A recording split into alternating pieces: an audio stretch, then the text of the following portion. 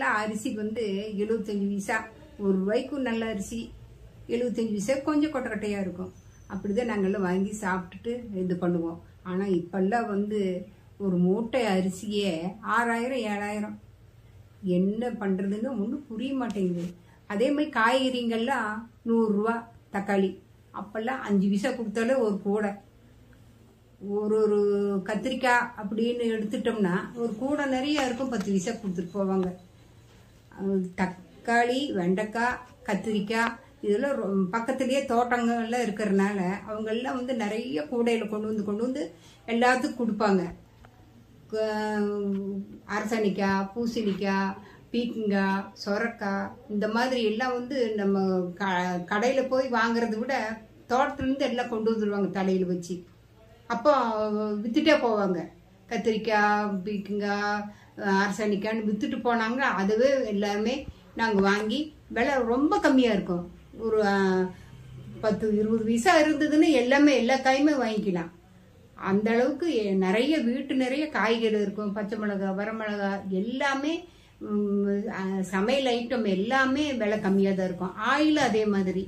ஆயிலெல்லாம் பார்த்தீங்கன்னா ரொம்ப விலை கம்மி. நாங்கள்லாம் அந்த டைம்லேயே கடலெண்ணெய் தான் உபயோகிப்போம். தேங்காய் எண்ணெய் ரேராக ஏதோ கொஞ்சம் இந்த உப்புமாக்கு இந்த மாதிரி போடும்போது அந்த தேங்காய் எண்ணெய் உபயோகிப்போம். நெய் வாங்கி வச்சுக்குவோம். என்னதான் இருந்தாலும் அம்மா என்ன பண்ணுவோம், வாரமான 6 லிட்டர் நெய்.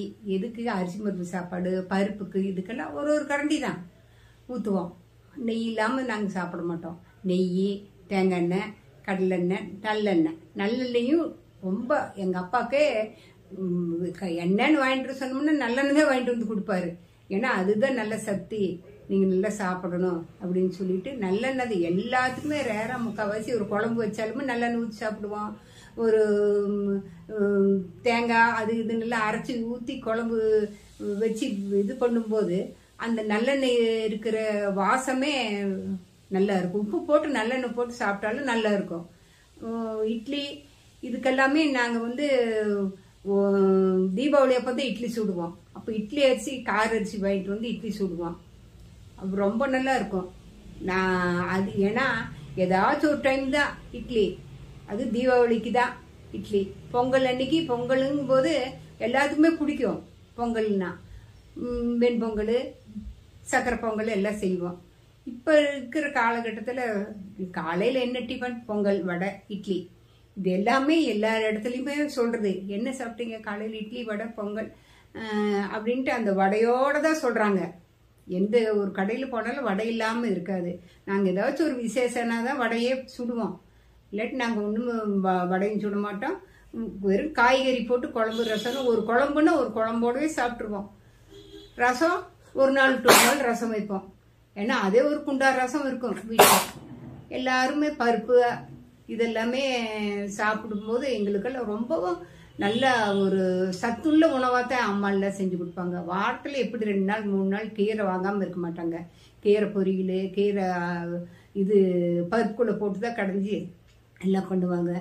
அதே இது பக்கத்துலேயே ஒரு வீட்டில் இருந்து எல்லாம் அவங்க தோட்டத்துக்கு போயிட்டு வருவாங்க. அப்போ பழகீரையெல்லாம் பொரிச்சிட்டு வந்து தருவாங்க. நாங்கள்லாம் வாங்கி எல்லாமே கடைவோம். வெறும் பச்சை கீரையாக வச்சு கரைவோம். அப்போல்லாம் இந்த அளவுக்கு டேஸ்ட்டுங்கும் போது இப்போ இருக்கிற கீரைக்கு டேஸ்ட்டே கிடையாது. என்ன கடைஞ்சாலுமே அதனுடைய மனமும் இதுவுமே வேறு தான். அப்போ ஒரு கொஞ்சம் போட்டு பருப்பு போட்டு சாம்பார் வச்சோம்னா அப்படி ஒரு மனம் இருக்கும்.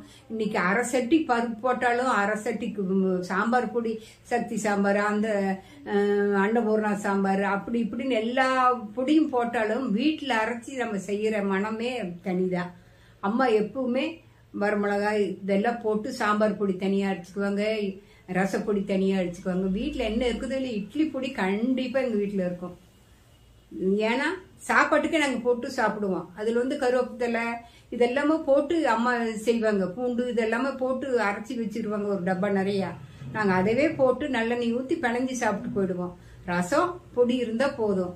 அப்படிதான் நாங்கள்லாம் முக்கால்வாசி இந்த உருளைக்கிழங்கு வாங்கிட்டு வந்து பொரியல் பண்ணுவோம். வீட்டில் அப்பா வாங்கிட்டு வந்து மட்டன், சிக்கன் இதெல்லாம் ஒரு குறிப்பிட்ட இதுதான். மீன் இதெல்லாமே ரொம்ப பிடிக்கும். கருவாடு இதெல்லாமே செய்வாங்க அம்மா. ஆனால் அதிகமாக சாப்பிட மாட்டோம். இந்த காய்கறி தான் நிறைய சாப்பிடுவோம். முட்டை வாங்கிட்டு வந்து எல்லாருமே குழந்தைங்களுக்கெல்லாம் அப்பா வாங்கிட்டு வந்துடுவார், வேக வச்சு கொடுப்பாங்க. முக்கால்வாசி ஆம்லெட் அதெல்லாம் போட மாட்டோம், வேக வச்சு ஒரு தண்ணியில் கொதிக்க வச்சு ஆள் கொண்டு இருந்தா அப்படின்னு சொல்லி கொடுத்துருவாங்க. அப்படிதான் எல்லாருமே நாங்கள் சாப்பிட்ருந்தோம்.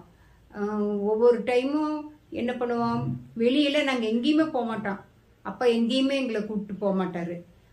இத்தனை பேர்த்து எங்க பஸ் ஏறி எங்க இது. ஆனால் ஆகும்னா என்ன பண்ணுவோம், ஒரு விசேஷம் அப்படிங்கும்போது மேட்டுப்பாளையம் பக்கத்தில் காரமடை, அங்கே தேருக்கு வேணால் அப்பா கூப்பிட்டு போவார். அப்போ ட்ரெயினில் எங்களை எல்லாம் கூப்பிட்டு போவார்.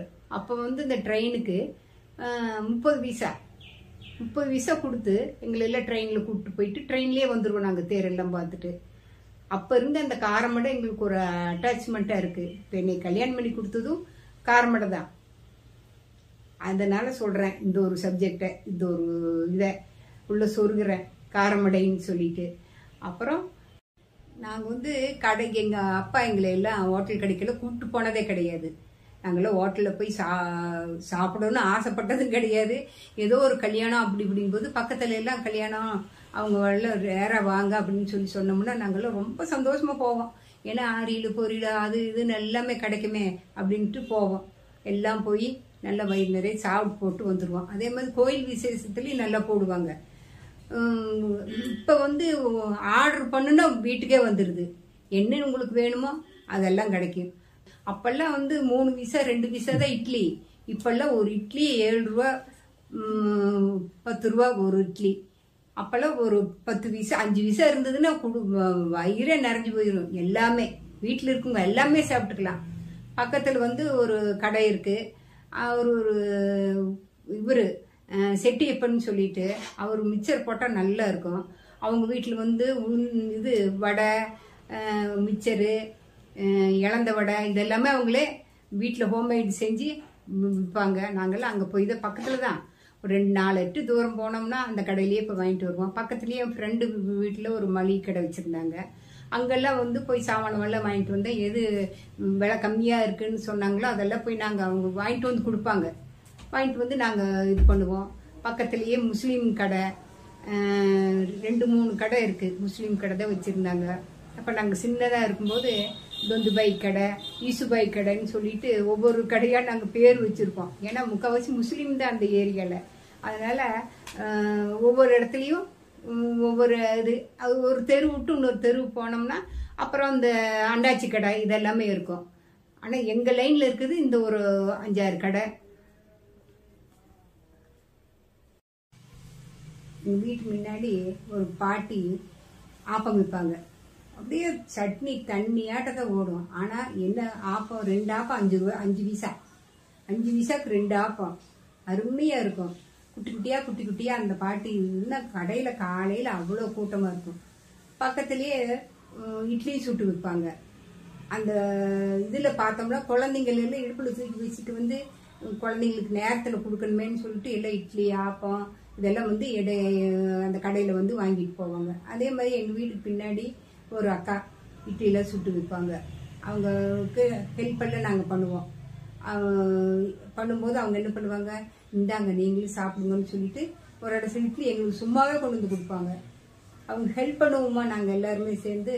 அதனால் அவங்க எல்லாமே நீங்கள் வந்து என்ன வேணும்னாலும் நீங்கள் இது பண்ணுங்க.